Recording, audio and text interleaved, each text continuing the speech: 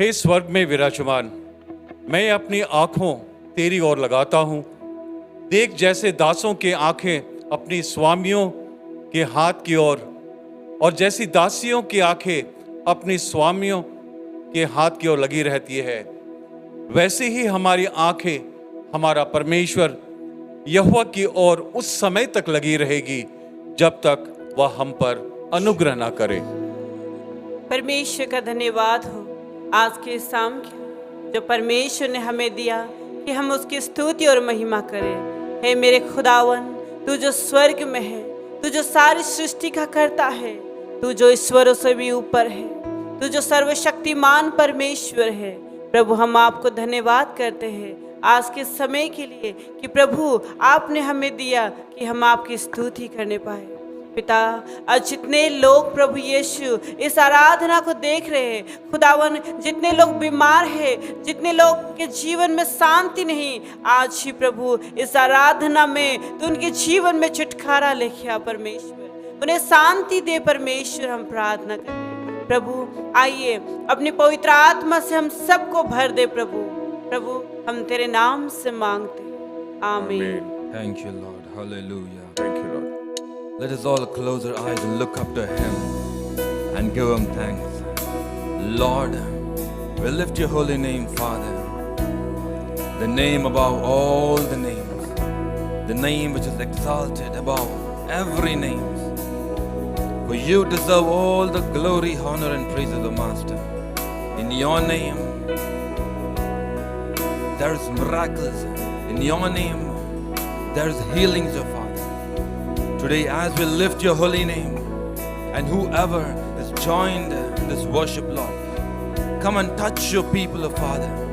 Let this place be filled with your presence, O Master.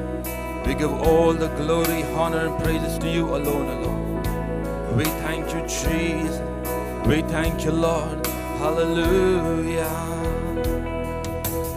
चाहे तुमको दिल से गाए ये गीत मिलके, तेरा नाम यीशु नाम की जय, तेरा नाम यीशु नाम की जय। जिस नाम में है जिंदगी, वो नाम है यीशु मसीह। जिस नाम में है बंदगी, वो नाम है यीशु मसीह।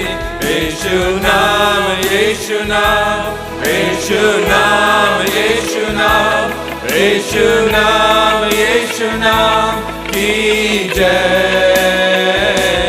यीशु नाम, यीशु नाम, यीशु नाम, यीशु नाम, यीशु नाम, यीशु नाम की जय। यीशु नाम में मिलती है क्षमा, यीशु नाम में मिलती है शिफा, यीशु नाम में मिलती है कृपा, यीशु नाम में करो आराधना। यीशु नाम, यीशु नाम, यीशु नाम, यीशु नाम, यीशु नाम, यीशु नाम, यीशु नाम, यीशु नाम, यीशु नाम, यीशु नाम की जय।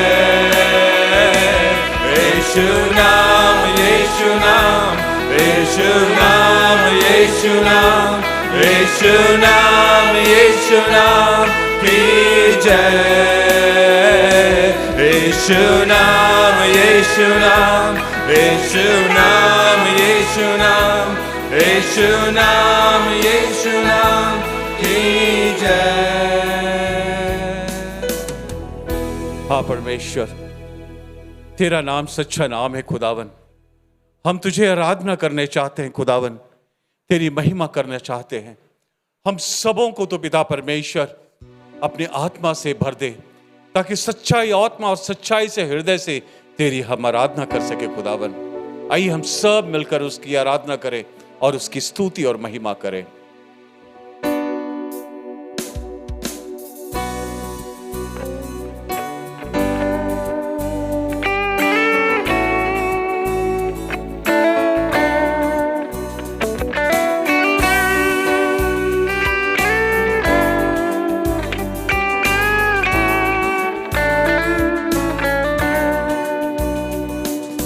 आराधना यीशु तुझे,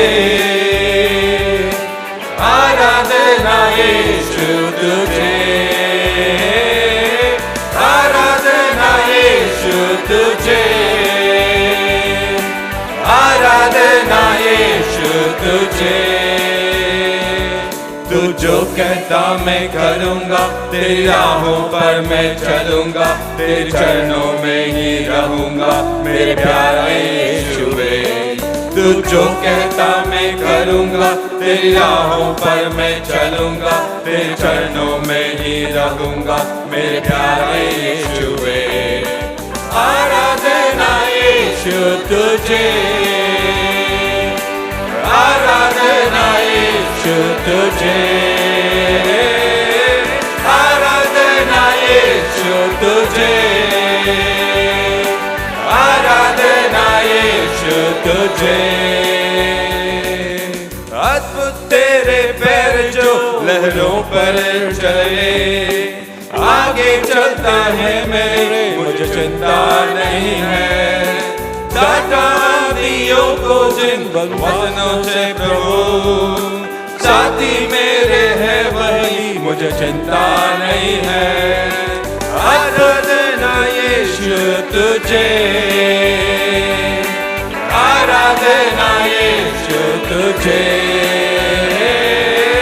आराधना यीशु तुझे, आराधना यीशु तुझे। तू जो कहता मैं करूँगा, तेरी राहों पर मैं चलूँगा, तेरे चरणों में ही रहूँगा मेरे प्यारे यीशुए। तू जो कहता मैं करूँगा, तेरी राहों पर मैं चलूँगा, तेरे चरणों में ही रहूँगा मेरे प्यारे यीशुए। सचमुच पिता परमेश्वर, हम हमेशा तेरे चरणों में रहना चाहते हैं, हमेशा तेरी जय जयकार और स्तुति करना चाहते हैं। आज हमें पिता परमेश्वर अपने वचनों से भर, क्योंकि तेरा जैसा कोई नहीं। अद्भुत काम करने वाला प्रभु है। तेरी महिमा हमेशा हमेशा युगानुयुग पिता परमेश्वर होती रहे। आइए हम उसको महिमा दें।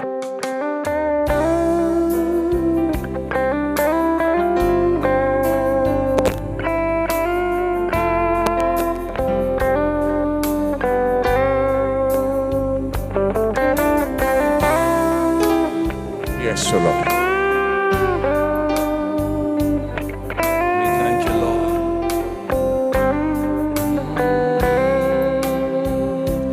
महिमा आदर करते हुए अपने हाथ उठाकर हम आराधना करते।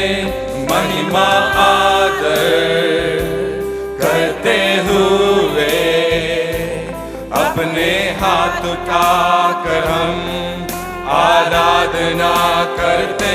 तू है महान करता अद्भुत का, तेरे जैसा कोई नहीं, तेरे जैसा कोई नहीं। तू है महान करता अद्भुत का, तेरे जैसा कोई नहीं, तेरे जैसा कोई नहीं। You deserve the glory and the honor.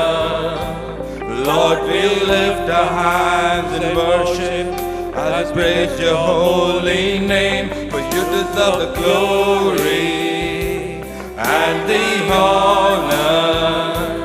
Lord, we lift our hands in worship as we praise your holy name, for you are great, you do miracles so great, but there is no one else like you.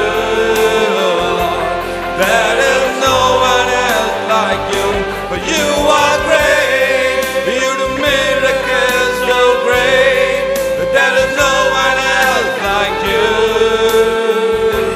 There is no one else like you.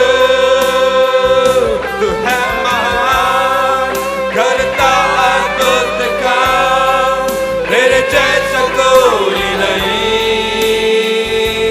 tere jaisa koi nahi. Tu hai mahan, karta adbut kaam, tere jaisa koi nahi. तेरे जैसा कोई नहीं, तेरे जैसा कोई नहीं। हाँ पिता परमेश्वर, सचमुच तेरे जैसा कोई नहीं। तू महान है खुदावन। तेरे बोले हुए हर एक शब्द हमारे लिए एक मन्ना के रूप में है खुदावन, ताकि तेरी आवाज को सुनकर पिता परमेश्वर, तेरे जो भेड़ हैं, जो चरवाहे हैं खुदावन, वे तेरी आवाज को पहचानते हुए तेरी ओर खींचे जाते हैं खुदावन। और तू हमें अपनी मन्नाओं से, अपने वचनों से हमें बारिश करता है, ताकि हम वचन से जीवित रहे। हमारे लिए वो एक रोटी है और तू हमारा जीवन का जल है खुदावन। हम सब मिलकर आज के लिए, आज के वचन के लिए प्रार्थना करते हैं पिता परमेश्वर। तो हमारे बीच में उतर आ खुदावन, क्योंकि तू कहता है कि तू हमारे बीच में विचारना चाहता है, हमारे अंदर में तू घूमना चाहता खुदावन, हमारे अंदर में तू बसना चाहता खुदा। हम अपने आप को और जो कोई इस दर्शन के माध्यम से, इस दूर के दर्शन के माध्यम से, ये नेट के द्वारा पिता परमेश्वर जो तुझे देख रहे हैं, उनके अंदर में भी पिता परमेश्वर अपने पवित्र आत्मा का भर दे खुदावन, ताकि तेरे इस वचन को गहराई से वो समझ सके और अद्भुत रीति से आज फिर हमारे लिए एक नया मन्ना हम लोग के बीच में दे। ये छोटी सी प्रार्थना प्रभु यीशु मसीह के नाम से मांगते हैं, आमीन।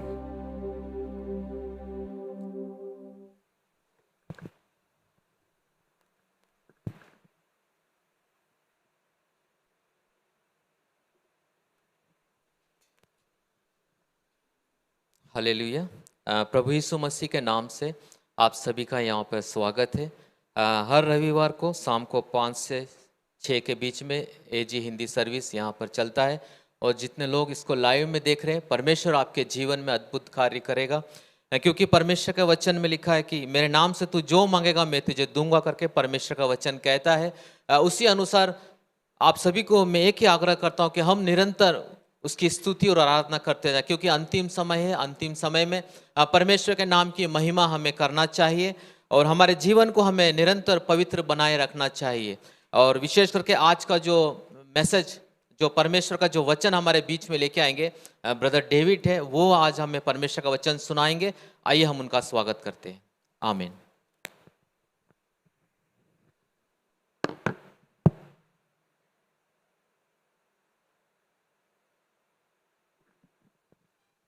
हालेलुया। परमेश्वर का धन्यवाद हो कि परमेश्वर ने हमें आज एक सुंदर मौका दिया ताकि हम उसके वचनों पर ध्यान कर सके। आइए हम थोड़ी देर अपनी आंखों को बंद करें और आज का जो मन्ना परमेश्वर हमें दिया है उसके मनन के लिए पवित्र आत्मा से सहायता मांगे, ताकि ये वचन जो है हमारे जीवन में काम कर सके और बहुत आयत के फल को ला सके। आइए हम थोड़ी देर के लिए अपनी आंखों को बंद करते हैं।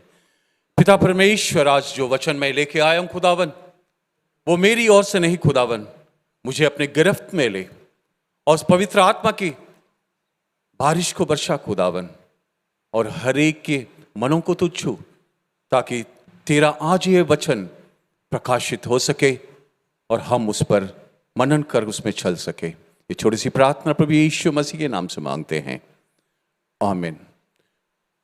परमेश्वर का धन्यवाद हो कि परमेश्वर ने फिर एक मौका दिया इस सुबह में ताकि हम उसके वचनों को मनन कर सके। और आज जो मैं वचन लेके आया हूं वो है यूहन्ना रचित सुसमाचार उसका 8वां अध्याय 1 से 11 तक यहां पर लिखा हुआ है। और ये एक व्यभिचारिणी स्त्री के बारे में लिखा है और ये जो है एक न्याय के बारे में, किस तरह से यीशु इस व्यभिचारिणी की न्याय के बारे में कहती है और भी जितने भी लोग वहां पर जुड़े हुए हैं उस बात को वहां पर देखते हैं कि कैसा जजमेंट होता है। तो आइए हम थोड़ी देर वचन में से देखें कि आज के जमाने में हम लोग क्या करते हैं। आज के जमाने में किसी का भी मुंह से जो बोलते हैं उस शब्द का वैल्यू जो है वो आस्ते आस्ते खत्म हो चुका है। अब वैल्यू किसका है? आज कहीं भी चल जाइए, आप घर खरीदिए, मकान खरीदिए या कोई भी प्रॉपर्टी खरीदिए या कुछ भी खरीदिए, तो पहले बात यह होगा क्या आपने लिख के दिया है। ये सबसे बड़ा इंपॉर्टेंट आज के जमाने हुए। तो आज जो है हमारे लिए एक बहुत जरूरी है कि हम जो है लिखित की और हम ज्यादा अपने आप को ध्यान देते हैं और क्या लिखा हुआ है। तो इसी तरह से आज हम वचन में भी देखेंगे। वचन जैसे लिखा है 2 तीमुथियों का 3 का 16 और 17 में ऐसा लिखता है। 2 तीमुथियों 3rd चैप्टर उसका 16-17 कोई पढ़े उसको, क्या लिखा हुआ है? 2 तीमुथियुस 3रा अध्याय 16 और 17 उसमें लिखा कि धर्म ग्रंथ की हर एक बात जो है संपूर्ण पवित्र शास्त्र परमेश्वर की प्रेरणा से रचा गया है और उपदेश और समझाने और सुधारने और धार्मिकता की शिक्षा के लिए लाभदायक है, ताकि परमेश्वर का जन सिद्ध बने और हर एक भले कामों के लिए तत्पर हो जाए। और देखिए इसमें कहता है कि हमारा जितना भी धर्म ग्रंथ में लिखी हुई बातें हैं उस सब जो है हमारी प्रेरणा के लिए, हमारी शिक्षण के लिए, हमारी ट्रेनिंग के लिए वो लाभदायक है, इस बात को कहता है। तो आज मैं इस वचन को, भाई लोग थोड़ा सा बात थोड़ा बंद करेंगे तो अच्छा रहेगा। I can hear some noise please, that distracts the person. तो यहां पर देखते हैं कि कुछ भी जो वचन में लिखा हुआ है वो कहता है उस पर ध्यान लगाओ। और आज की दुनिया में आप देखेंगे जहां पर वचन परमेश्वर का देता है वहां पर बहुत सारी ऐसी बातें आएंगी जो शैतान लेके आता है और उसको जो है ध्यान मग्न करने के लिए उसको हटाता है। क्योंकि हम देखें वचन कहता है इसके बारे में। आज भी देखिए आपका जो वचन है आपके सामने है, पढ़ रहे हैं, फिर भी आप किसको इंपॉर्टेंस दे रहे हैं? कहीं लिखा हुआ तो है, प्रिंट किया हुआ है। परमेश्वर ने प्रकाशित वाक्य के अंत में कहा इसमें जो लिखा हुआ है इसमें मोहर मारो, इसमें से ना कोई बढ़ा सकता है या ना कोई घटा सकता है। लेकिन उसके बावजूद भी इस बाइबल जो है एक ऐसी किताब है जिसको अपडेट करने की जरूरत नहीं पड़ती है, अपने आप को खुद अपडेट करना पड़ता है। लेकिन आज जो है आप देखेंगे आपके पास जितने भी इक्विपमेंट्स है, खासकर मोबाइल जिससे आप ज्यादा ज्ञान को प्राप्त करते हैं, ये मोबाइल जिसको जिंदगी माने अपने दिन के कम से कम 10 घंटे उसके पीछे पड़े रहते हैं, वो अपडेट होता है। और लेकिन आप जो है उसके अपडेट के कारण आप उसके पीछे पड़ते। लेकिन बाइबल एक ऐसी किताब है, शायद मैं अगर किसी को पूछूं तो आपको यह भी नहीं पता होगा कि बाइबल का प्रकाशन कब हुआ, क्योंकि आप लोगों के अंदर में यह इंटरेस्ट ही नहीं है कि हमारा ये जो वचन है, जो हमारी पहली प्रवक्ता है, आप क्या जानते हैं कि बाइबल कब पहली बार इसका संपादन हुआ, कब लिखा गया? क्योंकि आपको इंटरेस्ट है आपके कपड़े पर, आपके चेहरे पर, आपकी अपीयरेंस पर, ताकि लोग आपको देख सके। लेकिन अब तब जब उसको पहनते हैं तब आप पूछेंगे कौन सी कंपनी का है भाई, कौन सा ब्रांड का है ये भाई, ये पार्क एवेन्यू है ना, कॉस्टली है, ब्रांड देखते हैं। लेकिन आप जिस वचन के जा रहे, जिसके द्वारा परमेश्वर आपके अंदर में जीवन को डालता है, इसका कब प्रकाशन हुआ, क्या हुआ, हमको लगता है बहुत कम लोगों को पता है। पता है ये 1455 ईस्वी में ये बाइबल फर्स्ट टाइम प्रिंट हुआ था, लेकिन लोग को उसको मतलब नहीं है। उनको मतलब क्या है? अपना पहनना, ओढ़ना, लोगों को दिखाना, यही रखा है। परमेश्वर कहता है तेरा वचन में जो लिखा हुआ है ना, वो सब कुछ तुम्हारे शिक्षा के लिए, तुम्हारे ट्रेनिंग के लिए है। तो यहां पर भी परमेश्वर ने एक 3 जगह ऐसी बातों को अपने हाथ से लिखा। जरा सा हम ख्याल करेंगे कि ये 3 जगह उसने क्या कहा, क्या क्या लिखा है ना। पहला चीज हम जो देखते हैं उसके हाथ से लिखा हुआ था वो 12 आज्ञा, द 12 कमांडमेंट्स। और वो भी देखिए ये सारी बात जो है एक जजमेंट के लिए है। वो परमेश्वर ने उस 12 आज्ञा इजराइल जातियों को दिया, है ना। उनको जब वो अपने लोग को मिस्र से जब उसको बाहर निकालने गया तो वे अनडिसिप्लिन थे। उनके अंदर में कोई डिसिप्लिन नहीं थी, उनके अंदर में कोई एक सोसाइटी या माने क्या बोले, कोई क्यों व्यक्तिगत कोई अनुष्ठित नहीं थे, अनुशासित नहीं थे। तब परमेश्वर ने सबसे पहले अपने लोगों को, जिसको वो चाहता था, मिस्र के गुलामी से निकालकर जब लेके आया तो पहली बार अपने हाथों से उस आज्ञाओं को लिखा। और उनके हाथ की आज्ञा ऐसी लिखी गई जो आज के कितने भी रेस अगर भी डालकर भी हम उस पत्थर में लिखना चाहेंगे तो लिख नहीं पाएंगे। परमेश्वर ने अपनी पूरी महिमा से वहां पर अपने हाथों से लिखा और वो 12 आज्ञाओं को दिया, 10 कमांडमेंट्स को दिया वहां पर। लेकिन फिर भी लोग जो हैं उसकी ओर ध्यान नहीं देते थे।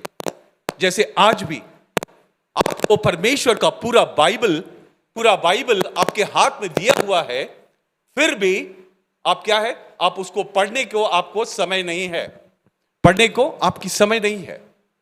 क्यों? क्योंकि आपको पढ़ने की इच्छा नहीं है, आपको दूसरों को दिखाने की इच्छा, दूसरों को महिमा पाने के लिए अपने आप को किस तरह से प्रोजेक्ट करे, ये आपके अंदर में ज्यादा दौड़ता है। लेकिन सचमुच परमेश्वर के सामने हम अपने को प्रोजेक्ट करें या उसके वचन, उसकी जो चिट्ठी लिखी हुई है उस पर आपकी ध्यान नहीं है। और उसी तरह से ये जो इस्राएल जाति जब वहां पर मिस्र में थे, उन लोग क्या है, मूर्त पूजा में थे। वो क्या करते थे, मूर्ति पूजा। तभी परमेश्वर ने उनको आज्ञा दिया, सबसे मोस्ट आज्ञा यही दिया कि तो मूर्ति पूजा ना कर। और वहां पर उन लोग जब वह बाहर निकाले, परमेश्वर ने उनके जीवनों में चमत्कार किया, लाल समुद्र को विभाजन किया, है ना, पत्थर पानी को, खारा पानी को मीठा किया।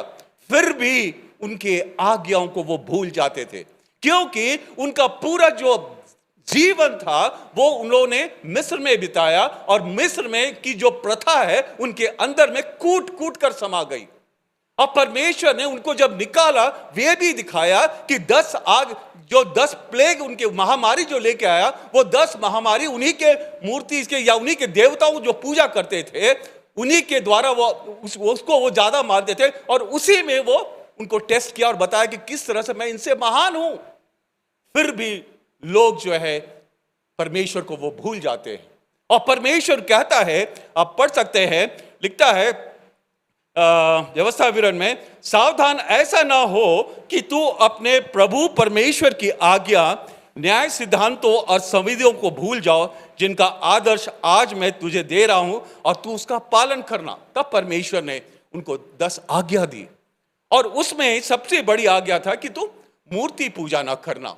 और देखते हैं निर्गमन की किताब उसका 32 का 7 और 8 में इस बात को लिखता है लिखता है, जिस मार्ग पर चलने के लिए मैंने उनकी आज्ञा दी थी उसे वो इतने शीघ्र भटक गए हैं। उन्होंने अपने लिए बछड़े की मूर्ति बनाई, उसकी पूजा की और उसकी बलि चढ़ाई। तो यहां पर देखिए, जिस समाज से और जिस वातावरण से परमेश्वर ने, जहां मूर्ति पूजा होता था, वहां से उठाकर जब लेके बाहर आए, फिर भी उनके अंदर में, उनके में ऐसी भर गई थी कि वो फिर से एक मूर्ति पूजना, बछड़ा को पूजा किया। और परमेश्वर ने वहां पर देखते हैं, वो पहला जो 10 आज्ञा का जो पत्थर था, वहां पर मूसा उसके सामने तोड़ देता है। और वहां पर फिर परमेश्वर उसको सिखाता है और लास्ट में कहता है कि तुम अगर भूल जाते हो तो मैं तुझे याद दिलाता हूं, तो अपने कपड़े में वो 10 आज्ञाओं को बांध कर रख। आप उसको पढ़ सकते हैं। जनगणना का 15 का 29 में लिखता है, अपने वस्त्रों के कोने ऐसे फुंदने बनाओगे जिनको देखकर तुम मुझ प्रभु की आज्ञाओं को स्मरण करो तथा उनका पालन कर सको। तो आज भी परमेश्वर यही चाहता है कि आपकी आज्ञाओं को, उनकी आज्ञाओं को आप पालन करें। लेकिन आप जो हैं, आपकी प्रधानता किस में है? उनकी आज्ञा पालन कर रहे हैं? आज परमेश्वर आपसे ये पूछता है। और परमेश्वर जो है आपको न्याय करने से पहले वो आज्ञा देता है कि ये सब काम मत करो, मैं न्याय करूंगा, है ना। और वही होता है जब ये फिर से भटक जाते हैं और बेबीलोन में जब फंसे रहते हैं, तब दानियल के द्वारा उनके हर एक बातों को वो प्रकाशित करते हैं। और वहां देखते हैं कि वहां पर जो है एक बेलशस्सर का जो राजा था, जब वो इस जंगली काम को कर रहा था, वो अपने मूर्ति पूजक और बहुत सारे कामों को करता था, तो वहां पर वो अपने हाथ परमेश्वर जो है उंगलियों का अपने हाथ वहां पर आता है उस राजा के घर में जहां पर वो खाता पीता और ऐश करता था। और परमेश्वर की जो पूजा करने वाले पात्रों को लेकर मैं इसको पढ़ना चाहता हूं। दानियल के 5 और 5 में लिखा, ये दूसरा हैंडराइटिंग है या दूसरा ऐसी जगह है जहां परमेश्वर खुद वहां पर लिखता है उसी क्षण, दानियल का 5:5 में लिखा है कि उसी क्षण अनेक उंगलियां दिखाई दी, वे मनुष्यों के हाथ की उंगलियों के समान थी। उन्होंने दीप घर के सामने राज मंदिर के दीवार पर जो चूने से पुती हुई थी कुछ लिखा। तब हाथ दीवार पर लिख रहा था, तब राजा ने हथेली को देखा। वहां का जो राजा था उस हथेली को देखा और देखकर वो घबरा सा गया कि ऐसे क्या हुआ। वो बेलशस्सर का जो राजा था, बेलशस्सर नामक जो राजा था, जब वो जो है परमेश्वर के कामों को आप पढ़ सकते हैं, लिखता है कि उस समय वो क्या करता था, दाख मधु पीते पीते बेलशस्सर ने आज्ञा दी कि सोने चांदी का जो पात्र उसके पिता नबूकदनेस्सर ने यरूशलेम के मंदिर में से निकाला था, उन्हें लाया जाए कि राजा अपने प्रधानों और रानियों और रखेलियों समेत उनमें पिए। तो देखिए यहां पर किस तरह से परमेश्वर की चीजों को वो अपमान करता है। वहां पर उसे दाख मधु रस और सब उस परमेश्वर की पात्र में डालकर वहां पर यह करता है, तभी वहां पर वो हाथ निकलता है। और जब वो बेलशस्सर राजा उसको देखता है, उसकी हथेली, उसके पांव सब घुटने कांपने लगते हैं। तो देखिए परमेश्वर जो है हमेशा कभी ना कभी अपने आप को, वो लोग को इतना प्यार करता है कि वो क्या करता है, वो अपने जैसे लोग समझते थे उसी के अनुसार उन पर क्या करता था, उनके सामने प्रकट करता था। और उस समय, उस जगह, उस जमाने में जब ये बेलशस्सर राजा था, उस समय एक प्रथा थी और उस समय के जितने भी वहां के जितने भी लोग थे वो क्या करते थे, और वहां के जो मैजिशियन थे या बेलशस्सर का जो राज गद्दी में जो सारे एस्ट्रोलॉजी या हमारे ये भविष्यवाणी करते थे, जो झूठे भविष्यवाणी उस समय के, वो करते क्या थे, ये गाय के और बकरी के खून को निकालते थे और एक सफेद पोता हुआ एक वॉल पे डालते थे और उसको मिलाकर उसको फेंक देते थे और उसके बारे में राजा को समझाते थे। तब राजा ने सोचा तो फिर क्या करा, उन सबको बुलाओ। लेकिन उन लोगों ने परमेश्वर के बताए हुए जो लिखा हुआ खून से वो बता नहीं पाए। तब क्या करा, तब उसको ये भी नहीं पता था कि दानियल वहां पर है जिसका पिता को उसने सारी भेदों को बताया। तब उसने दानियल को बताया और जब दानियल को बुलाया जाता है कि उसके माने को बताया जाए, तब वो माने को वो बताता है। तब वहां पर देखता है वो क्या बात को कहता है, उसमें लिखा रहता है, मन ने अर्थात परमेश्वर ने तेरे राज्य के दिन गिनकर उसका अंत कर दिया। और उसके बाद तकेल लिखा हुआ था, इसका माने तुम तराजू में तौला गया और हल्का पाए गए हो, और पेरस अर्थात तेरा राज्य बांटकर मादी और फरसियों को दिया गया है। तो यहां पर भी हमें सीखने को मिलता है कि सबसे पहले परमेश्वर ने 10 आज्ञा दिया, कहा इसके द्वारा हम क्या करेंगे, तुम्हारी न्याय करेंगे। और दूसरी बार जब अपने ही हाथों से लिख के वहां पर दिखाया कि हम जो हैं क्या करेंगे, तुम्हारा न्याय हो चुका, माने he has started taking the judgement. वो क्या न्याय था, बोला तुम्हारा गिना गया था, क्योंकि राजा जो बेलशस्सर राजा था वहां पर, वो उसने अन्याय काम को किया और उसको लिखा गया कि तुम्हारा दिन को गिना गया है। और तकेल माने तुमको तौला भी गया है, और परेस माने तुमको बांटकर माने तुम्हारी जो जजमेंट है वो हुआ है।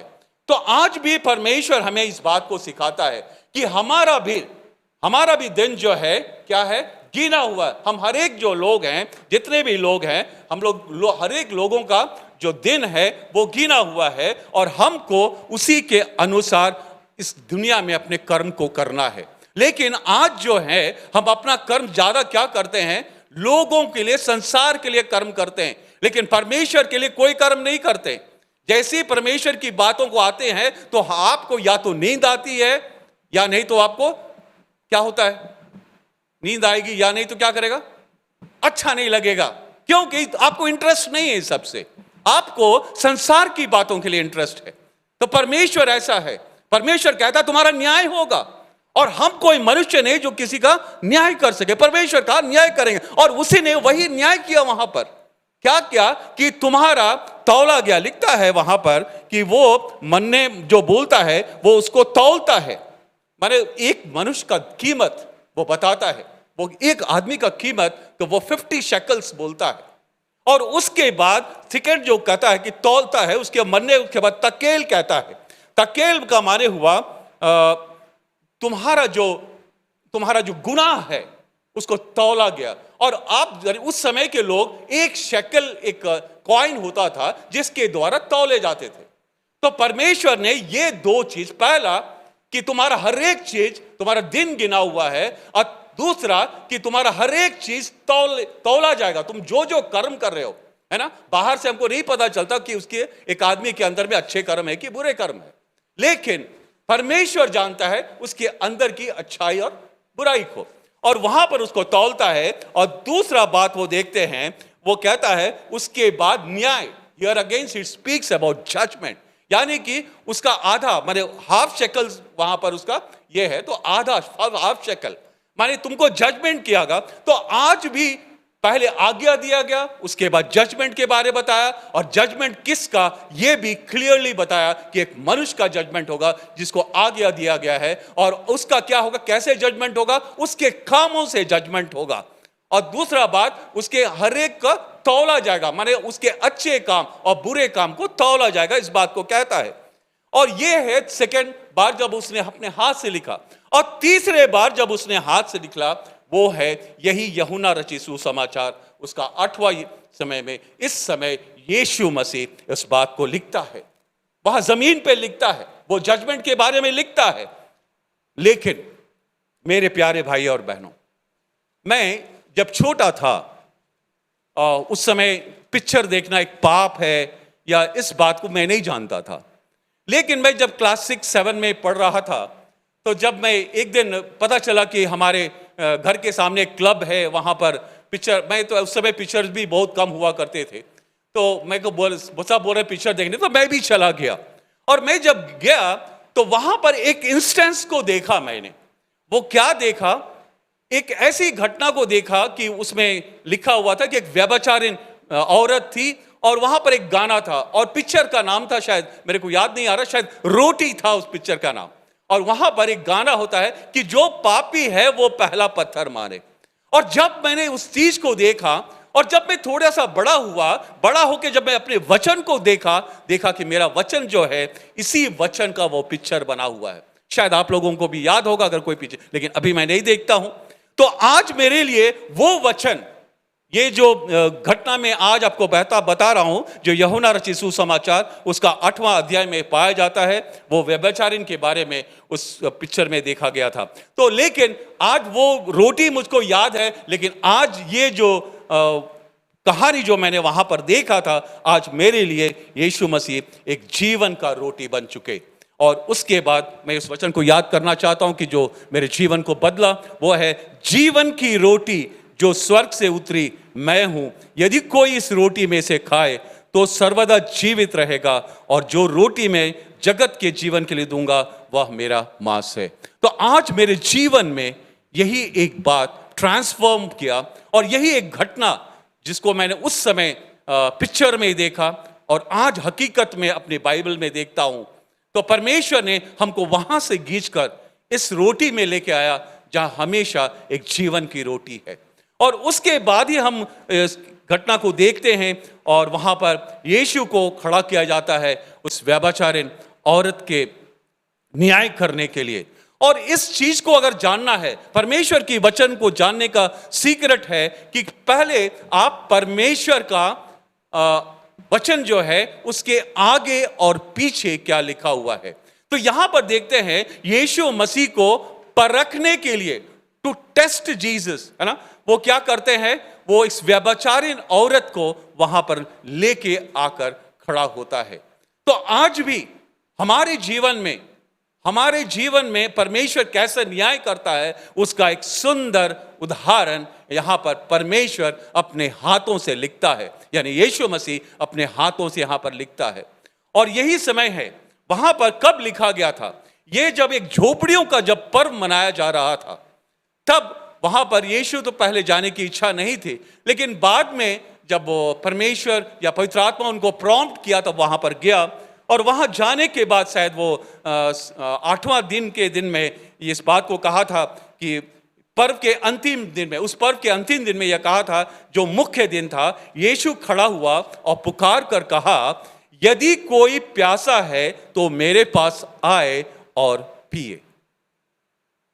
मेरे प्यारे परमेश्वर के लोगों, आज भी परमेश्वर इस बात को कहता है। जब हम अंत के दिनों में खड़े हैं, बहुत लोग इस अंत के दिनों को एक सुसमाचार के जैसा ले लेते हैं कि जस्ट एक तो न्यूज़पेपर में है, हाँ नोटिस आ रहा है कि अंत के दिन है, लेकिन अपने चरित्र में उनका कोई बदलाव नहीं रहता।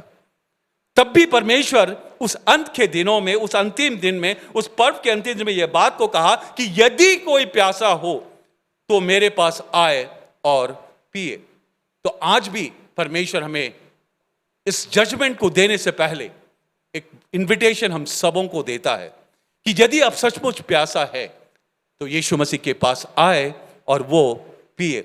और इसी बात को जब वे सांसारिक लोग सुनते हैं ना, क्योंकि उनको कभी भी क्या होता है, किसको कैसे नीचा किया जाए, किसको कैसे नीचे देखे, इस बात को वहां ध्यान रहता था। तो वहां भी इस फरीसियों लोग ने परमेश्वर को जब देखा तो वो सोचते थे कि ये क्या है, ये क्या हमसे बढ़कर है। यही है आज के जो लोग वचनों को पढ़ते हैं सिर्फ नॉलेज के लिए, उससे समझ में आता है, या पुराना रीति रिवाज को मनाने के लिए, मानने के लिए, यही फरीसी यहां पर वो यीशु मसीह को वो एक्सेप्ट नहीं करते हैं, क्योंकि वो सच्चाई को बोल रहे थे। और इसी को पकड़ने के लिए उसको किसी तरह से एक बहाना मिले कि उसको पकड़ ले और माने उसकी गलतियों को पकड़कर उसको क्या करें, उसको हम दंडित करें। इसमें फिराक में थे। बोलता है ना कि आपकी जैसी मस्तिष्क होगी वैसे ही आपका सोच, आपका विचार होगा, है ना। आपकी सोच अगर विचार अच्छी हो तो वहां पर भी आप भी जीवन भी अच्छा होगा। तो यहां पर ये फरीसी और शास्त्री, जब परमेश्वर ने, यीशु मसीह ने ये दो बात को कहा कि मैं जीवन की रोटी हूं, मैं जीवन की जल हूं, तो उनके अंदर में सोचा कि तो फिर क्या हम लोग सब फेंके हुए हैं क्या? हम लोग भी तो उसके पहले आए हैं, कलीसिया स्थापन के हैं, पादरी हैं, चर्च है, प्रीस्ट हैं, हम सब फरीसी हैं, शास्त्री हैं। तो ये यीशु मसीह को लोग मसीहा नहीं मानते थे। क्यों? क्योंकि वो लोग बाहर रूप से क्रिश्चियन थे, बाहर रूप से अपने आप को मसीहा दिखाते थे, लेकिन अंदर से नहीं। तब उसको पकड़वाने के लिए वो लोग क्या किया, एक व्यभिचारी को लेके आए। वहां पर देखते हैं, तभी वहां पर वो व्यभिचारी को लेके आते हैं। तो इसी ये थर्ड इंस्टेंस है जब परमेश्वर अपने खुद वहां हाथों से लेके आता है और हमें भी वो कुछ सिखाता है। क्योंकि परमेश्वर कहता है first seek the word of God, पहले परमेश्वर की वचनों की खोज करो, तभी वो आपको उसका खुलासा, उसके भेदों को वो बताता है। क्योंकि आप जितने प्यासा रहोगे, कहता है कि यदि कोई प्यासा है तो मेरे पास आए और मैं उसका जीवन जल दूंगा, है ना। तो जो वचन के प्यासा है वो क्या करेंगे, वो वचन को खोजेंगे, है ना। और यहां पर भी देखिए वो लिखता है, मैं एक जगह पढ़ना चाहता हूं 7:51, क्या हमारी व्यवस्था किसी व्यक्ति को जब तक पहले उसकी सुनकर जान ना ले कि वो क्या करता है। कहता है कि सबसे पहले जो है वो क्या करते हैं, क्या करते हैं, वो व्यवस्था को पढ़ते हैं, है ना। वो लोग भी पढ़ लेते, ये फारसी शास्त्री भी कम बुद्धिमान नहीं थे, बहुत बुद्धिमान थे। वो उसके नियम को सब सारा पढ़ लिए थे, वो वचन को जानते थे। तब ये बात को कहता, क्या हमारी व्यवस्था किसी व्यक्ति को जब तक पहले इसकी सुनकर जान ना ले कि वह क्या करता है, दोषी ठहराता है?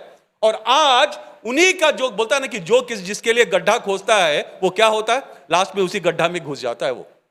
तो यहां पर भी फरीसी एक गड्ढा खोज रहे हैं कि किस तरह से यीशु मसीह को पकड़े, और वहां पर वो क्या करते हैं, इस व्यभिचारी को वहां पर लेके आते हैं और उसके सामने उसको न्याय करने के लिए कहते हैं। मैं एक चीज बात आपको याद दिला देता हूं कि पूरा वचन जो है वो एक न्याय के इर्द गिर्द घूमता है। बहुत लोग इस बात को बहुत कम जानते, या उनके अंदर में ये डर नहीं है कि परमेश्वर हमको न्याय करता है। और वो आपने देखा दानियल की किताब में भी वो न्याय है। यहां पर यीशु मसीह को भी उस समय वो रोमन मैजिस्ट्रेट्स लोग थे, रोमन अधिकारी के अंदर में इनको न्याय करने का कोई अधिकार नहीं था। लेकिन यहां पर ये जो फरीसी और शास्त्री क्या करते हैं, एक व्यभिचारी को लेके आते हैं और उसके सामने खड़ा कर देते हैं ताकि उसको परख सके। इसलिए नहीं कि उसको न्याय मिले, बल्कि उसको परख सके। कैसे परखेंगे, इसको वहां पर ले आते हैं। लिखता है 8:6 में, उन्होंने उसको परखने के लिए यह बात कही ताकि उस पर दोष लगाए कि के लिए कई बात पाया जाए। तो they wanted to tested him। और आज हम उस बात को देखना चाहते हैं कि परमेश्वर ने क्या लिखा। सबसे पहली बात, पहला 2 में तो आपने खुलेआम अपने आंख से देख लिया कि क्या लिखा हुआ था। लेकिन यहां पर एक ऐसा जगह लिखा हुआ है, जब तक लोग वचन को नहीं पढ़ोगे नहीं समझ पाओगे, जब तक वचन की गहराई में नहीं जाओगे नहीं समझ पाओगे। और उसके बाद यीशु मसीह जो प्रभु हैं, खुद प्रभु हैं, जो मनुष्य के रूप में इस संसार में आए हैं, वो खुद लिखते हैं और उसके एक एक का एक्शन के ऊपर, एवरी एक्शन ऑफ हिम, एक न्याय की बात को बताता है और एक प्यार की बात को बताता है। आपको याद होगा मत्ती रचित सुसमाचार में जब इस बात को हम पढ़े थे कि दूसरों पर दोष ना लगाना, ये बात को हम लोग पढ़ते, यही यीशु मसीह ने सिखाया था, डोंट जज अदर्स। लेकिन एक जगह लिखता है कि तुम न्याय करो। लेकिन वो बताता है कि वहां पर देखिए एक वचन लिखा हुआ है कि अगर तुम्हारे आंख में लट्ठे हैं तो तुम कैसे दूसरे को बता सकेंगे। तो बहुत लोग इस बात को एक दूसरी तरीके से लेते हैं। संसारिक वाले जो हैं वो संसार के रूप में आए, क्योंकि उनको यह पता नहीं रहता कि लट्ठा क्या है और तिनका क्या है। लेकिन अगर वचन की गहराई में जाओगे, आप उस लट्ठे को भी जान लोगे और उस तिनके को भी जान लोगे। वो लट्ठा क्या है, वो दूसरों को न्याय जब करोगे, एक लविंग एटीट्यूड होना चाहिए। तो ये लट्ठा क्या है, अब देखिए लट्ठा बड़ा है कि तिनका बड़ा है, हमेशा लट्ठा बड़ा रहता है। तो परमेश्वर कहता है कि सबसे पहले अपने आंख से लट्ठे को निकाल। इसके माने नहीं कि उसके गंदगी को बोल रहा है, लेकिन तुम्हारे आंख में एक लविंग एटीट्यूड का अगर जजमेंट नहीं है तो ये जो लट्ठा को पहले निकाल, उसके बाद तिनको के निकालना। तो फर्स्ट आप दूसरे को जज करने से पहले you should have that loving attitude to जज हिम। और तब आप क्या कर सकते हैं, उनके आंख में अगर कोई भी बुराई आप उसको बता सकते हैं। But that should be having a loving attitude. तो यहां पर भी आज जो हम जब वचन को पढ़ रहे हैं, यूहन्ना रचित सुसमाचार उसका 8 से 1 और 11, व्यभिचारी को जब उसके सामने खड़ा गया, फरीसी लोग जब उसके सामने, तो यहां पर भी उसका एक क्लियर उदाहरण को हम देखते हैं। यहां लिखता है कि परमेश्वर ने अर्ली इन द मॉर्निंग, और देखेंगे ये तीनों हाथ का जो लिखा हुआ संदर्भ जो है एक मंदिर में ही होता है। ये फर्स्ट कॉमन चीज हम देखते हैं। और दूसरा, वहां पर जो लिखा गया था वो it was clearly visible by the man, माने हर एक लोग, हर एक मनुष्य उसको देख सका, और जो नहीं देखा वो पढ़ सका। लेकिन यहां पर जो है, जो उसने लिखा कोई पढ़ नहीं सका, आपको खुद खोजना है। ये हमारे जीवन के लिए एक सबक वो सिखाता है कि तुम वचन दे दिया हूं तुम्हारी शिक्षा के लिए, तुम्हारी ट्रेनिंग के लिए, ताकि तुम उस वचन को पढ़ो और खोजो और फिर मेरे पास आओ। आज भी परमेश्वर यीशु मसीह इस अंत के समय में यही बात को सिखाता है। तो उसने क्या लिखा, आप कैसे सोच सकते हैं? आप जब उसको पढ़ते हैं, ये संदर्भ जो है एक मंदिर के आंगन में हुआ, और लिखता है कि यह भोर का समय था। It was early in the morning. तब याद कीजिए पत्थर में कैसा लिखा होगा, आप जो है घर में अगर मान लीजिए भोर के समय अगर ओस गिरा रहे तो क्या आप लिख नहीं सकते उसमें? जरूर लिख सकते हैं। और ये जो लिखेंगे आप और आपके सामने वाला ही देख सकेगा, ना कि पीछे वाला। देखिए परमेश्वर कितने प्यार से न्याय किया, इस बात को मैं और आपको दिखाना चाहता हूं। तो पहली बात जो लिखा, इट वॉज विजिबल ओनली, किसको विजिबल हुआ? जो यीशु के सामने आया था और यीशु के जो सामने खड़ा था। तो सामने कौन खड़ा था? ये फरीसी लोग खड़े थे और वो औरत खड़ी थी दूर में, जिसका न्याय करने के लिए वहां पर लेके आया गया था। और फरीसी लोग न्याय चाहते थे, वहां पर वो फरीसी न्याय करने नहीं आए, लेकिन वो पूछने, वो देखने, यीशु मसीह को टेस्ट करने के लिए आए कि कैसे इसके अंदर में कुछ पाया जाए ताकि इसको पकड़ लिया जाए। आज भी पूरी दुनिया जो है आपके पीछे पड़ी हुई है कि कहीं कोई ऐसी बात मिले ताकि आपको पकड़कर इस दुनिया के सामने आपको लज्जित कर दिया जाए। लेकिन देखिए जजमेंट का टेंडेंसी जो यीशु मसीह ने सिखाया पहाड़ों की शिक्षाओं में कि दूसरों को न्याय, डोंट जज अदर्स, लेकिन जज कर सकते हो, पहले उसकी जज जो करोगे उसके अंदर में एक लविंग एटीट्यूड है। और वही एप्लीकेशन यहां देखते हैं। और इसीलिए उसने कुछ स्पष्ट रूप से वहां नहीं लिखा, ताकि वो जो इसका न्याय किया जाएगा और जो न्याय के लिए मांगा वो और खाली वो ही देख सके। आज हमारे अंदर का भी जो गुप्त पाप का न्याय है ना, वो कौन करता है? यीशु मसीह करता। अंदर की चीजों को वो जानता है। कितना सही बात को उसने करके गया, ताकि आप और यीशु ही जानते हैं कि आपके अंदर की गंदगी क्या है, और वो यही चाहता। और यहां पर भी उसने इसलिए वहां पर लिखा ताकि वो मिट जाए और चारों लोग जो है उसको देख ना सके। और देखिए वो पहला चीज क्या लिखता है।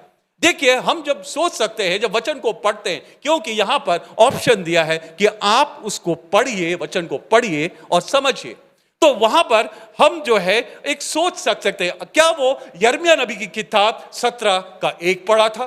देखते उसमें क्या लिखा है।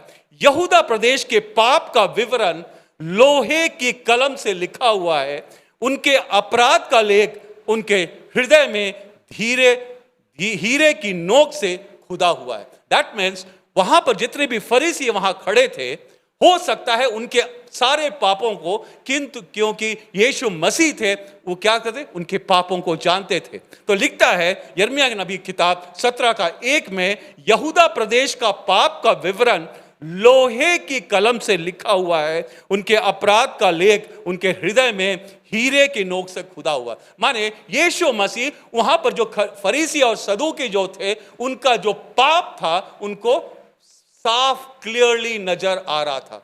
क्या उसने, क्योंकि यिर्मयाह नबी की किताब तो फरीसी और शास्त्रियों भी पढ़े थे, क्योंकि वहां पर वो टेस्ट कर रहे थे, तो हो सकता है उसने 17:1 को लिखा होगा, यानी तेरे सारे पापों का विवरण वहां पर रॉक में, उस ओस के में वो लिख रहे होंगे। दूसरा हो सकता है कि वो यिर्मयाह नबी की किताब 17 का 13 लिखे हों। उसमें लिखता है, हे प्रभु तू ही इस्राएल की आशा है, जो तुझको त्याग देते हैं वे अंत में अपने शत्रु से पराजित होते हैं, जो तुझसे मुंह मोड़ लेते हैं उनका नाम और निशान पृथ्वी की सतह से मिट जाता है। क्योंकि इन लोग कुछ ही समय पहले वो जीवन का नदी है ना, और जीवन का रोटी के बारे में, तो उसको वो क्या किए, उसकी चिड़ से वो लोग क्या किए, एक व्यभिचारिणी को पकड़ के लेके आए ताकि इसको न्याय करो, तब हमको समझ में आएगा तुम कैसे न्याय करते हो, है ना। तो यहां पर उसने ये बात लिखी होगी। ये 2 बातों में से कौन सी बात लिखी होगी?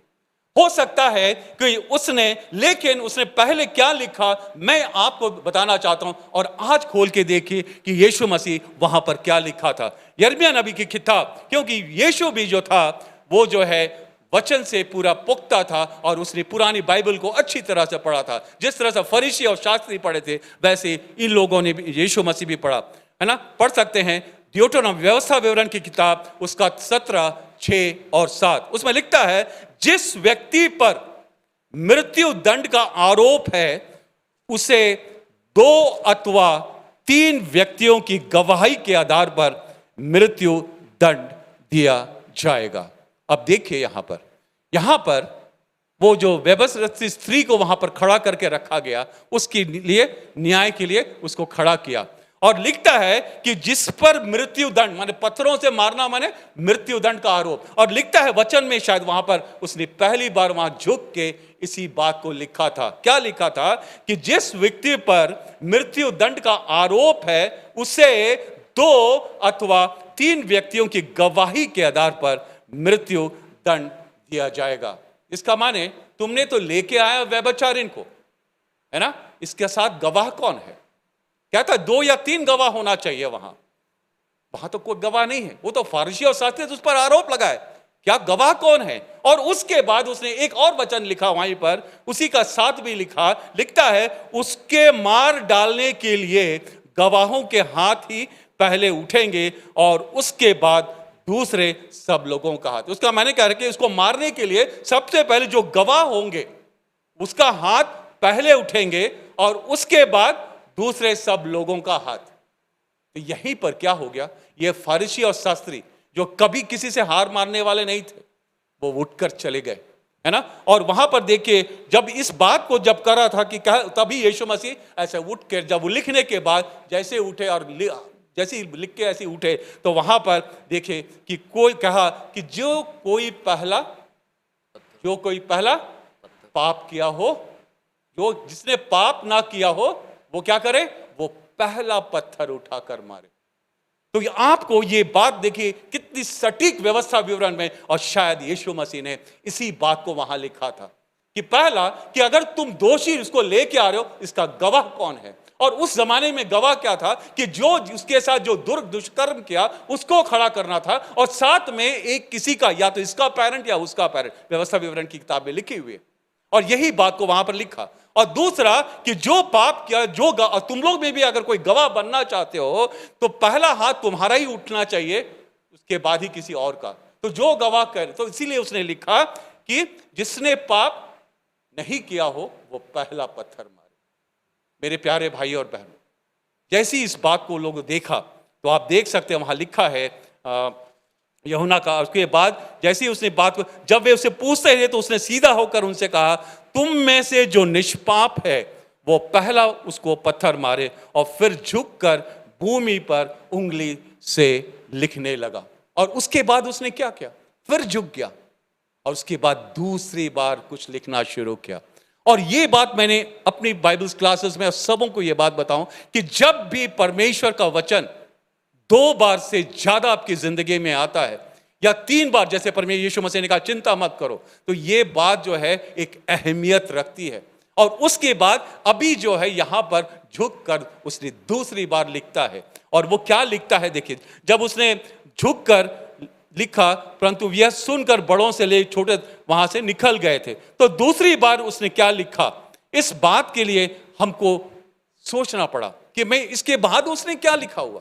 तो ये सिर्फ एकदम पहले ही था कि फर्स्ट जो लिखा हुआ था वही बात को उसने दूसरी बार लिखा, क्योंकि जब दूसरी बार लिखा तो उनके जीवन में भी ये बात समझ में आई कि अगर कोई आदमी 2 बार इसको लिखता है तो कहीं ना कहीं सच्चाई है।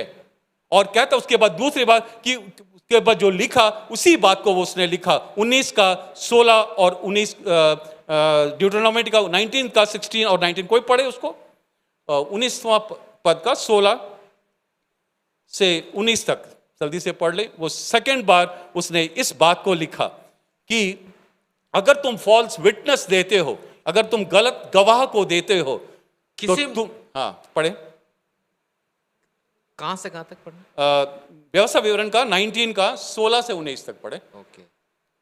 यदि कोई झूठी साक्षी देने वाला किसी के विरुद्ध यहोवा से फिर जाने की साक्षी देने को खड़ा हो, तो वे दोनों मनुष्य जिनके बीच ऐसा मुकदमा उठा हो यहोवा के सम्मुख अर्थात उन दिनों के याजकों और न्यायों के सामने खड़े किए जाए, तब न्यायी भली भांति पूछताछ करे, और यदि इस निर्णय पर पहुंचे कि वह झूठा साक्षी है और अपने भाई के विरुद्ध झूठी साक्षी दी है, तो अपने भाई की जैसी भी हानि करवाने की युक्ति उसने की हो वैसे ही तुम भी उसकी करना। बस ठीक है। देखिए वहां पर लिखा है कि जब आप झूठी गवाही देते हो, if it's a false witness, अगर तेरा भाई फॉल्स विटनेस करता है और ये अगर समझ में आ जाए तो ये जो फॉल्स विटनेस जो उसकी क्या होनी चाहिए, उसकी भी मृत्यु होनी चाहिए।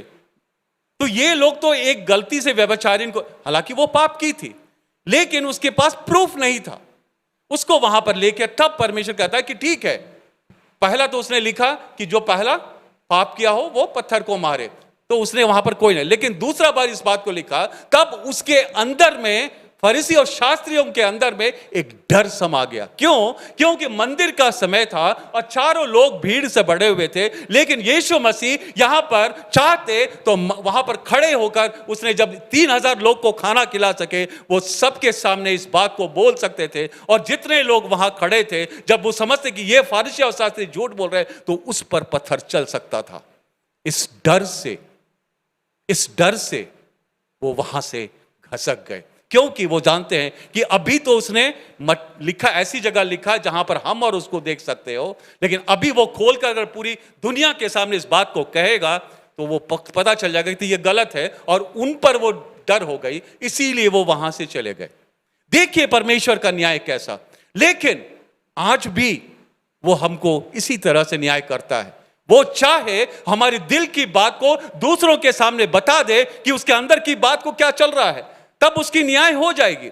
लेकिन परमेश्वर यीशु मसीह नहीं चाहता था, और वो नहीं चाहता था कि फरीसी लोग या शास्त्री लोग को भी वो उसकी जान जो चली जाए, इस बात को भी नहीं चाहता था। इसलिए वहां पर उसने उस ऐसी जगह पे लिखा जहां पर वो और फारसी ही खाली देख सके, और उन लोग डर से चले गए, और परमेश्वर ने उन लोग भी जान के पाप। लेकिन जब उसने इस औरत को देखा तो पूछता है, वहां देखते हैं वह लिखा है, तब दूसरी बार लिखे, परंतु यह सुनकर बड़े से छोटे तक एक एक करके निकल गए, और यीशु अकेला रह गया और स्त्री वहीं बीच में खड़ी रह गई।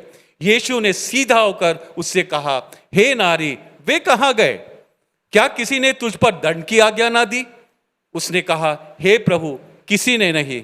यीशु ने कहा, मैं भी तुझ पर दंड की आज्ञा नहीं देता हूं, लेकिन जा और फिर से पाप ना करना। मेरे प्यारे भाई और बहनों, कितना सुंदर न्याय। उन लोग, यीशु मसीह चाहते तो वहां पर सबको बोलकर, जो फारसी और शास्त्री उसको पकड़ने के लिए आए थे, वो मंदिर से उन सबों को पथराव कर सकते थे, लेकिन परमेश्वर उनसे भी प्यार करता था, फरीसी और शास्त्रियों से भी प्यार करता था। इसलिए उसने ऐसी जगह लिखा, सिर्फ वही लोग देखे, और जब वो लिखा उनको भी पता चल गया कि ये वचन को गहराई से जानने वाला आदमी है, ये सचमुच मसीह है, यीशु है। फिर वो वहां से चले जाते हैं। आज भी मेरे प्यारे भाई और बहनों, परमेश्वर हमारे अंदर की हर एक पापों को जान रहा है, हर एक बातों को वो देख रहा है कि हम क्या सच्चाई से उसके वचनों पर ध्यान कर रहे हैं, क्या हम सच्चाई से उनके वचनों को पढ़ रहे हैं या उसके अनुसार चल रहे हैं। आज हमें भी वो कहता है, ठीक है, आज के बाद तू पाप न करना। जिस तरह से उस व्यभिचारी स्त्री को कहा कि जा, जब दुनिया तो कोई तुम्हें कुछ नहीं किया तो मैं भी तुम्हें जज नहीं करता हूं, लेकिन फिर पाप ना करना। लेकिन जब तक आपकी जीवन है ना, मन्ने जब तक आपके साथ हैं, माने आप जब तक जीवित है, आपको मौका है कि आप अच्छे कामों को करें, परमेश्वर की इच्छाओं को करें, परमेश्वर के बताए हुए रास्ते पर चले और परमेश्वर की इच्छाओं पर अपनी जिंदगी को व्यतीत करें। नहीं तो न्याय के दिन जब वो खुद न्याय बन के आएगा तो किसी को क्षमा नहीं होगी। मेरे प्यारे भाई और बहनों, आज बहुत जरूरी है हमें इस बात को जानना कि हम कहां पर है, हमारे पाप क्या है, और ये वचन जो है पूरा जो है आत्मिक बातों से भरा हुआ है और सच्चाई से भरा हुआ है। अंत के दिन, सब कहते हैं कि अंत के दिन आ गया, अंत के दिन आ गया। कितना अंत के दिन आए आपको पता है? कहां पर खड़े हैं? परमेश्वर ने दानियल की उस किताब को, दानियल 11 में जो बात को कही, वो डबल मीनिंग, माने दोहरा वो प्रोफेसी था, और आज भी वो पूरा होने के लिए एंटी क्राइस्ट का आने का वो दिन हो चुका है। और उसके पहले भी जब चेलों ने मसीह से पूछे कि कब वो अंत के दिन आएगा, तो उसने मत्ती रची सुसमाचार उसका चौथा अध्याय उसका 6 में लिखता है, तुम युद्धों की चर्चा सुनोगे। You will hear the war. मैं समय नहीं है, नहीं तो मैं आपको आपके पांव से, तले से आपका जमीन घसक जाएगी। अगर परमेश्वर का वचन को अगर खोज के पढ़ोगे तो उसमें लिखा हुआ है युद्ध, 2 ही युद्ध बचा हुआ मेरे प्यारे भाई और बहनों। एक यीशु मसीह के आने से पहले और दूसरा यीशु मसीह के आने के बाद। और यीशु मसीह के आने का बाद जो है वो आपको प्रकाशित वाक्य 19 में मिलेगा। और प्रकाशित वाक्य 16 में इस बात को कहता है, वो हर्मिगिदोन का जो लड़ाई है वो है यीशु के लोग और एंटी क्राइस्ट। लेकिन एक और युद्ध के बारे में यिजकेल नबी की किताब उसका 38 और 39 में आपको मिलता है। और उसको अगर जब आप देखेंगे तो आप समझ जाएंगे कि यीशु मसीह के जस्ट आने से पहले यह युद्ध होगा। और यह युद्ध जो है उसमें वर्णन है, जैसे मैंने आपको इस हाथ लिखा हुआ बात को ड्यूटोनॉमी में आपको दिखाया, उसी तरह से आने वाला जो युद्ध है उसका पूरा ब्लूप्रिंट यिजकेल 38-39 में है। अगर आपको चाहते हैं तो पढ़ सकते हैं। मैं एक वचन खाली उसमें से आपको हिंट के लिए, ताकि आप परमेश्वर के वचन को खोजे बनिए और अंत दिन में क्या लिखा हुआ है इस बात को मैं आपको बताना चाहता हूं। बस एक वचन बताकर आपके अंदर में वो आग को जलाना चाहता हूं, वो आशा को जलाना चाहता हूं, ताकि आप उसके अंदर में वो छिपी हुई बात किस तरह से उजागर होती है मैं बताना चाहता हूं। और जैसे मैं पढ़ता हूं उसको ध्यान रखे और उसी तरह से उसको वचन को पढ़े। यिजकेल नबी की किताब 38:2 कहता है, हे मानव, तू अपना मुख मागोग देश कौन है? रशिया के राजा गोग यानी रशिया के प्रिंस की ओर कर और उसके विरुद्ध, किसके विरुद्ध? रशिया के विरुद्ध नबूवत कर।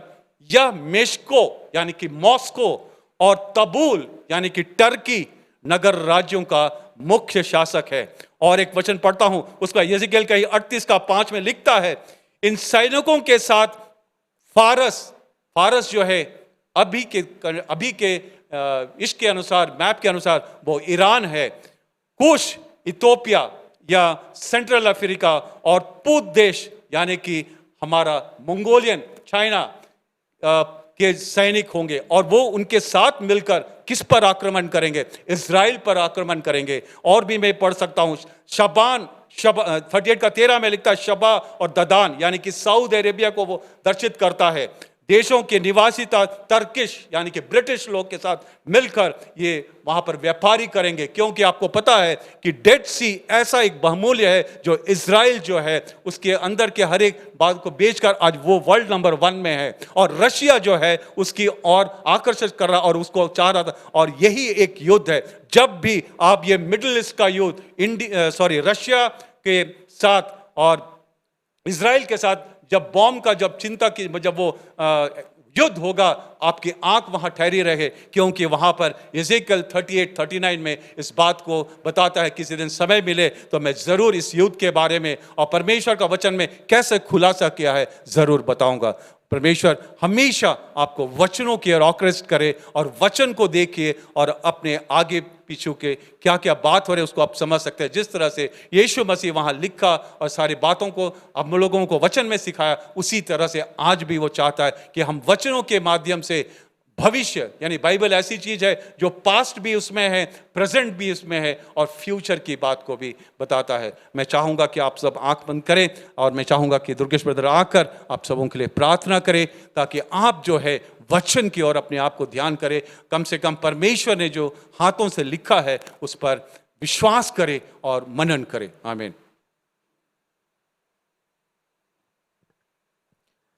आइए हम प्रार्थना करें। हे स्वर्गीय पिता परमेश्वर, हम धन्यवाद देते हैं परमेश्वर स्तुति और आराधना करने के लिए आपने मौका दिया, उसके लिए हम धन्यवाद देते हैं परमेश्वर। विशेष करके आपके दास के द्वारा आपने वचन से बात किया परमेश्वर हम विश्वास करते हैं परमेश्वर, हमारे जीवन में परमेश्वर आप हर रोज वचन के द्वारा हमसे बात करते हैं परमेश्वर।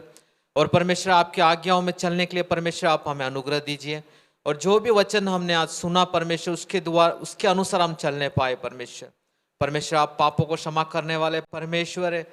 और विशेष करके हम प्रार्थना करते हैं, अगर हमारे अंदर परमेश्वर कोई भी परमेश्वर अप्रिय कार्य है, परमेश्वर आपके विरोध में कोई भी कार्य हो परमेश्वर, उस सारे पापों को आप क्षमा कीजिए, हमें पवित्र कीजिए, उसके लिए हम प्रार्थना करते हैं परमेश्वर। शुद्ध मन हमारे अंदर उत्पत्ति हो, उसके लिए हम प्रार्थना करते हैं। विशेष करके जितने लोगों ने आज का वचन सुना परमेश्वर, उनके जीवन में आप एक छुटकारा दीजिए, उनके बंधन को आप तोड़िए, उसके लिए हम प्रार्थना करते हैं परमेश्वर। और विशेष करके इस चर्च के लिए, यहाँ पे रहने वाले हर एक जनों के लिए हम प्रार्थना करते हैं, सभी के जीवन में आप आशीष दीजिए। और जो लोग बीमार हैं, जो लोग परमेश्वर तकलीफ में, दुख में आंसू बहा रहे हैं, उनके लिए भी हम प्रार्थना करते हैं, उनके जीवन में भी परमेश्वर चंगाई आने पाए, उनके जीवन में शांति और समाधान आने पाए परमेश्वर। इस सारे कार्य को हम आपके हाथ में सौंपते हैं। इस छोटी सी प्रार्थना को हम प्रभु यीशु मसीह के नाम से मांगते हैं, आमीन। परमेश्वर की दया, परमेश्वर का अनुग्रह, परमेश्वर की कृपा हमारे के साथ सदा हमेशा होती रहे, आमीन।